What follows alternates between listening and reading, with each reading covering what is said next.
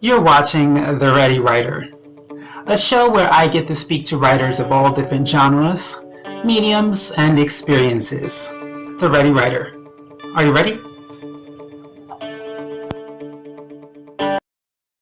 Hi, and welcome to another episode of The Ready Writer. Today, my guest is Janice Fletcher.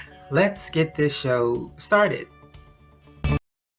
So, starting off with the first question, were you a writer as a child? Was becoming a published author a goal of yours as a child, or was this something that happened later on in your journey?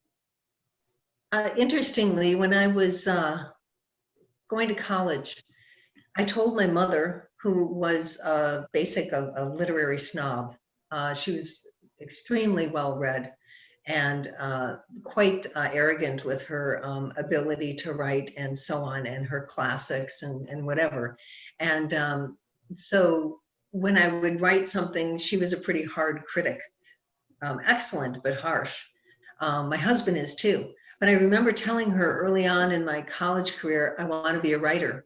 And I saw her expression. It was like, that was such a high hope, or she had such a high standard for that, but she was yet supportive. Well, great, or whatever. But I could feel that there's like, wow, that's pretty big. So it was within me.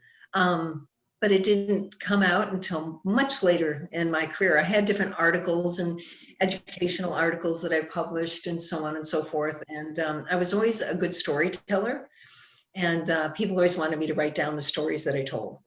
So the storytelling, equates to the writing, the story of the writing as well. So yes, it was there. Okay. All right, so let's first talk about your book, Teach with Spirit. What is it about, and why did you write it? What was your inspiration behind it? This one is the successor to this one, which is Wisdom from the Inner Teacher. Okay. And I was an educator. Am an educator. Once you're an educator, you're always an educator. And my first book was about the aha moment, Wisdom from the Inner Teacher, connecting to your innate wisdom or truth within, and how the 6 steps that it takes to open that up and listen to the epiphanies of the truth that's coming through you. And so Teach with Spirit became a handbook. And I was originally going to write it with a Montessori instructor, director of studies and so on. So there's a lot of Montessori influence in here. We ended up not doing it together. I just kept going. I was on a roll, and she was really busy. But it became more of a handbook of how to do it. So Teach with Spirit is a book that applies not only to teachers, but to anyone who is interested in accessing their inner wisdom, their inner truth. And so the 6 steps apply to everyone. The examples and the exercises are about education and about students and teaching and learning, but they just apply to everyone. So it's really a book for everyone that's interested in learning the 6-step process and enhancing their aha moments. And going back to Wisdom from the Inner Spirit, then, being that that was the first book you wrote, well, prior to the Teach with Spirit, what did you experience in your life that caused you to write that book? Well, the actual writing of the book came from an aha moment. The first question that you asked about me becoming a writer has been long coming, because I had to overcome the challenge that my mother presented with her literary excellence, right? I am not that. I am a casual writer. I am a storyteller. I am very approachable and so on. There's nothing literary or scholarly about what I write. So I had to first get beyond that. And then I had finished my career. I don't know. I was being a consultant, which many people do after they start, I was a consultant, so I had time. And as a consultant, it's always good to have a book, right, to consult about. So there was practical, which I am also very practical, as well as inspirational and easily inspired. And so I had to come forth. And each book that I have written has been a little more open. But both of them have been within the confines of the educator and what the teacher needs and what would be acceptable to a school system, and so on and so forth. So they have been written with an audience in mind. Like both of them, the stories apply to everyone, like I said, but they still are used in universities, are used in classrooms, are used by teachers. They're used as a book study for the faculty, where they'll buy the book for the whole faculty and they'll go through it chapter by chapter and study it as educators and so on. But it was for that audience. So now I forgot what your question was. Well, the inspiration behind Wisdom from the Inner Spirit. Yeah, from the inner teacher. So yes, it was inspired to get the 6 steps out there. The aha, how it happened, what the 6 steps are, came forth first within Wisdom from the Inner Teacher. And so then those 6 steps then applied to the rest of my writings. And those 6 steps of the aha moment became what I term optimal wisdom learning, which is what I present. It is how to learn optimally and how to gain wisdom. You can call it wisdom or insight or truth or God inspiration or whatever you want to call it, or the truth coming forth. So that was the basis of it. That was sort of the foundation of it. Would it be usable for the parent who teaches from home and does not, or the student who does not go to school but is taught from home? Could they use the same information? Yes, because it applies to everyone. The thing that we have to understand is every single person has aha moments all the time. We all do. It's not just in school by any means, right? That's just, and example after example is shown in the books, and we know them as well. But most importantly, we've experienced them.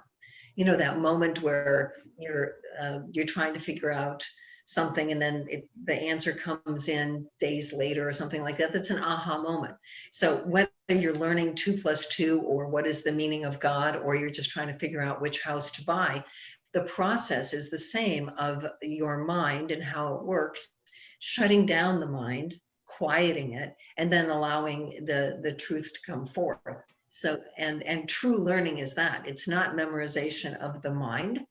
It is of the left brain. It is inspiration from the right brain, which is much wider and much more grand. So yes, it applies to everybody everywhere. So what parents would understand while they're working from home with their students and they're not trained as an educator, and they're working online with their students during this COVID time or whatever, is it's pacing. It's observation and pacing.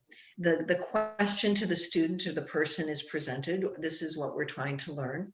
And then you allow time for it to process, let's really think about that. Let's scan our mind. Let's go into our left brain and see everything that we know. Let's look at all that we have. It's like a computer. It is exactly like a computer, our left brain. It's all stored there. And so we look and see if we have the answer there. We can figure out the answer from the information in our left brain. If they can, then they'll get the answer and they move on. If they can't, then you pause and then you wait. And what will happen is sometimes you need to take a break from it. Sometimes you need to take a walk. Everybody has their different ways of the left brain quieting down, stillness coming in, and then truth coming forth. Some people, they get their ideas in the shower. Some people are walking the dog. But it will always be a time when your left brain is no longer working on the problem.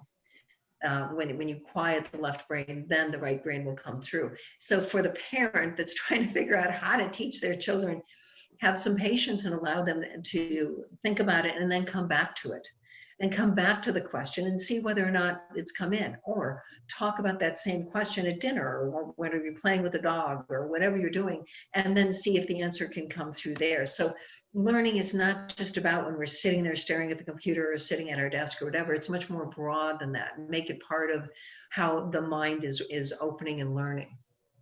Okay. So yes, So you mentioned that you had a mindset that you couldn't write a book because your mother, you didn't feel like you were this equal to your mother. So you, at some point, obviously overcame that.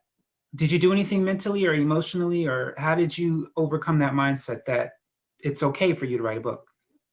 It's part of my whole evolvement as a person, because nothing is separate. We're holistic beings. And so as I have follow a spiritual journey, or I've been on a spiritual journey my whole life, but basically since I was 16.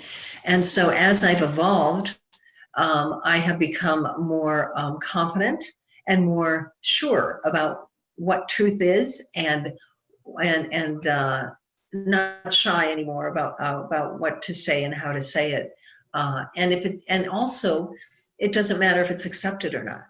That's really important. So there's no expectation and no judgment about it.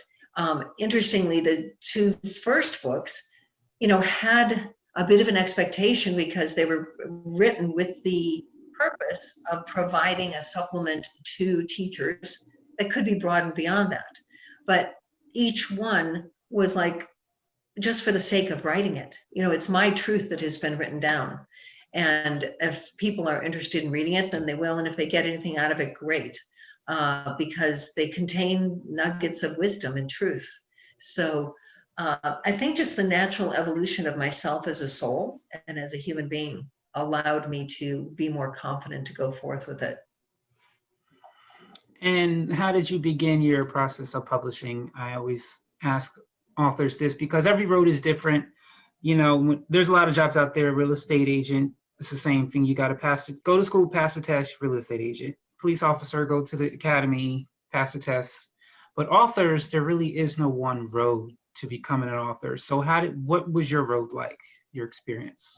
Well, I had my husband, who is an excellent writer, to be my example that I followed.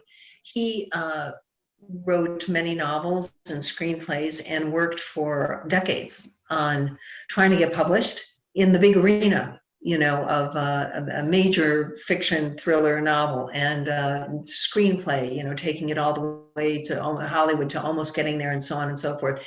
And the contests that he would win, and the editors that he would hire. And so he was always the forefront of that. And again, he, to me, is a real writer. My writing is very meaningful and inspirational, but it isn't,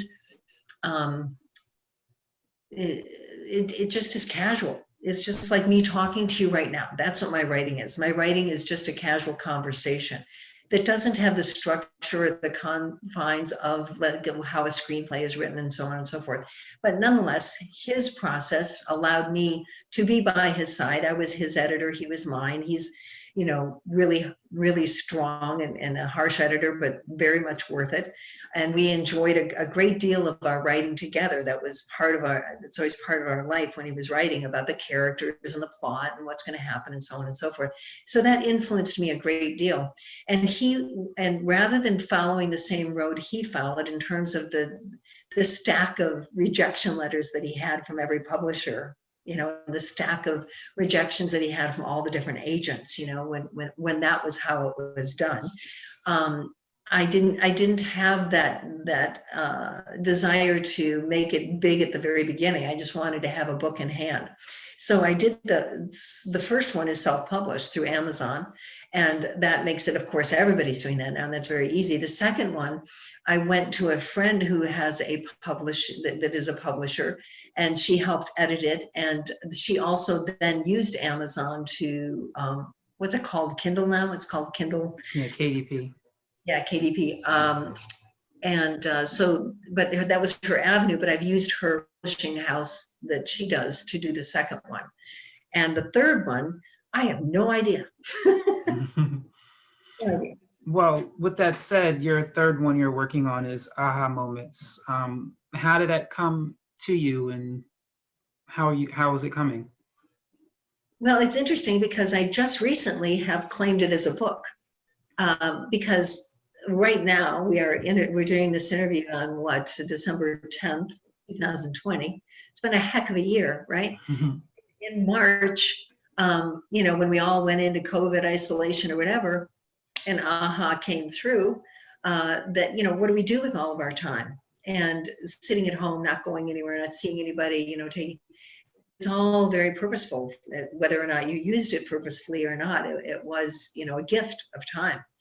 And again, what kept running through my mind is the continued requests of when I tell a story that goes on and on and on and on, and everybody loves the story. Please write it down. I've been told that my whole life. Please write down your story so I can hear it again. So I thought, well, I'm just going to write down the stories that people like. So I started writing down the stories that I've told over and over and over, and they became a structure to it. And then they became a chapter, and each chapter would have 5 stories or so. And it had like the beginning of the story and then the end. And then, I kept going. And then there was a chapter on, because I have a story about when I swam with a dolphin and the spiritual significance of that. And I have a story of how we found this house that we're in and the magical moments that took place for us to find it. And so all my magical moments of life. I mean, I haven't even figured out the title, but I do know that it has magical moments of life is really what it's about.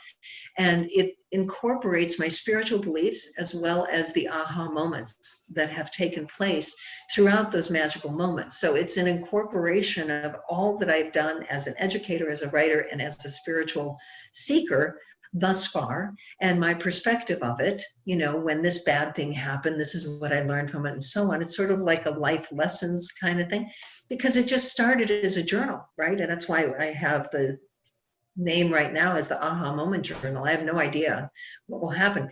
And for months, there was, no, this isn't a book, I'm just writing. I don't know why I'm writing, I'm just writing. And because I write sort of, in the structure of a story and a story and a story within a chapter, it became looking more like a book. And luckily, my husband has been able to edit and read them, which has been very, very sweet of him to do that.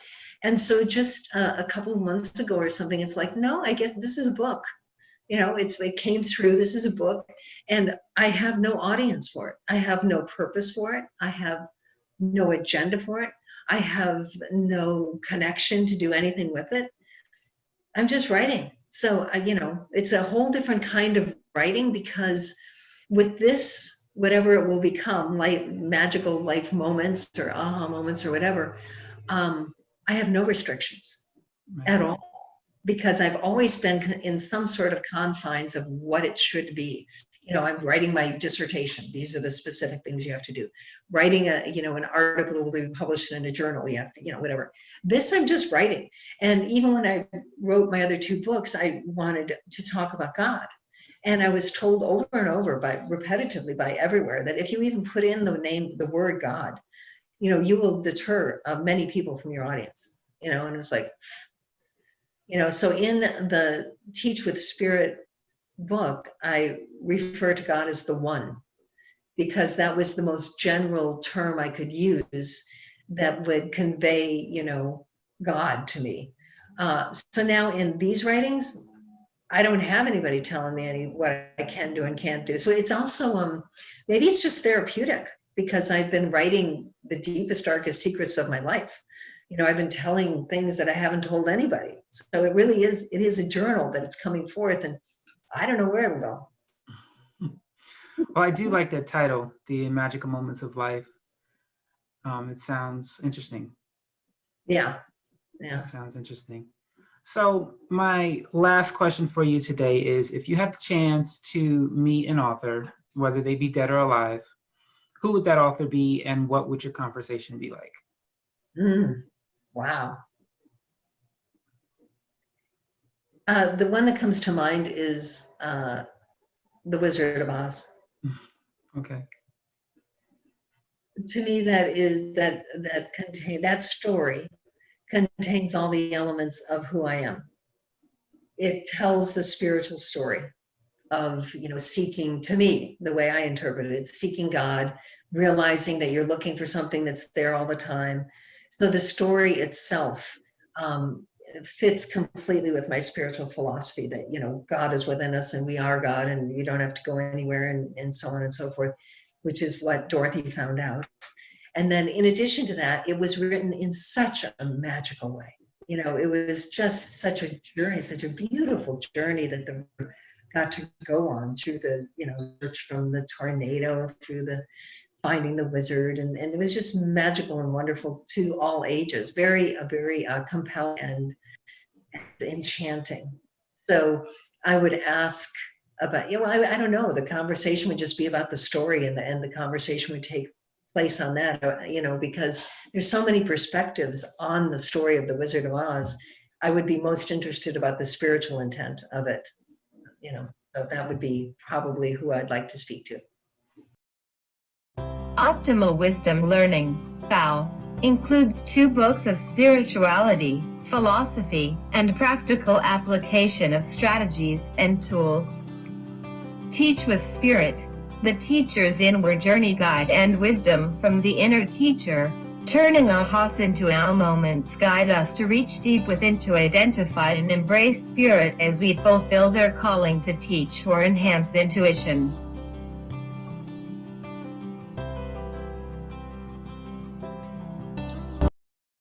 Well, that's all for today's episode of The Ready Writer. I want to thank our guest, Janice Fletcher, for stopping on by and sharing her story and journey with us. And of course, to you, the audience, thank you so much for watching. Don't forget to subscribe and to share. Thank you so much for doing so. Have a great day.